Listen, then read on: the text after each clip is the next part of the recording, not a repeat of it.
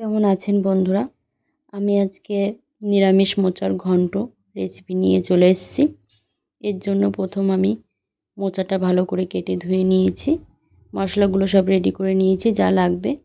মোচাটা আমি প্রেসার কুকারে দিয়ে একটু নুন দিয়ে এটা 2টো সিটি মেরে নেব। এই দিকে আমি কড়াইটা বসিয়ে শুধু তেল ছাড়াই এই ডালটা ভেজে নেব। এরকম যখন ডালটা লাল লাল করে ভাজা হয়ে যাবে তখন আমি জল দিয়ে এটা ডালটা ভালো করে ধুয়ে নেব। জলটা ফেলে দিয়ে আমি এই বাটিতে ডালগুলো বসিয়ে দিলাম একটু সিদ্ধ হওয়ার জন্য। বসিয়ে দিয়েছি। তারপর কড়াই বসিয়ে তেল দিয়ে তেল গরম হলে দিয়েছি তেজপাতা, শুকনো লঙ্কা, গোটা জিরে ফোড়ন। দিয়ে দেবো ছোট ছোট করে কেটে রাখা আলুর টুকরোগুলো। এটা আমি একটু ভেজে নেব। একটু ভাজা হয়ে গেলে দিয়ে দেবো নুনটা দিয়ে ভেজে নেব। এবার দিয়ে দেবো টমেটোটা এরকম ছোট করে কেটে রেখেছিলাম। টমেটো দিয়ে একটু ভাজতে থাকবো। এদিকে মোচা সিদ্ধ হয়ে গেছে, ওটা আমি এরকম নেটের জালে ছাঁকনিতে জলটা ঝারিয়ে নেব। শিলনোড়াতে রেখেছি কাঁচা লঙ্কা, জিরে, গোলমরিচ আর আদা, ওটা আমি বেটে নিয়েছি। টমেটো আর আলুটা ভাজা হয়ে গেলে এর উপরে দিয়ে দেবো সেই বাটা মশলাটা।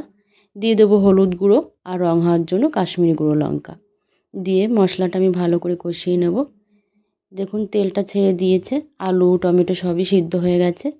এবার দিয়ে দেবো সিদ্ধ করে রাখা মোচা দিয়েও মশলার সাথে আমি ভালো করে মিশিয়ে নেব। এভাবে মেশানো হয়ে গেলে এদিকে আমি ডালটা সিদ্ধ হতে দিয়েছিলাম। মুগ ডালটা যখন এরকম সিদ্ধ হবে তখন আমি এই মুগ ডালটা দিয়ে দেবো মোচাতে দিয়েও এটার সাথে আমি ভালো করে মিশিয়ে নেব। মোচা আর ডাল এভাবে মেশানো হয়ে গেলে আমি এখানে দিয়ে দেবো পরিমাণ মতো জল। আমি এখানে 1 বাটি জল দিয়ে দিয়েছি। ঝোলটা যেরকম রাখবো সেরকম জলটা দেওয়ার পরে এটা ঢাকা না দিয়েই ফুটতে দেব। মোচা আর ডালটা যখন এরকম ফুটে আসবে দেখুন, তারপরে দিয়ে দেবো 1 চামচ চিনি, গরম মশলা গুঁড়ো আর 1 চামচ ঘি দিয়ে নাড়িয়ে চাড়িয়ে নিলেই কিন্তু রেডি হয়ে যাবে নিরামিষ মোচার ঘন্ট রেসিপি। খেতে কিন্তু অসাধারণ হয়। বাড়িতে একবার করে দেখবেন, সত্যি ভালো হয়। ভিডিওটি যদি ভালো লাগে সাবস্ক্রাইব করে দেবেন।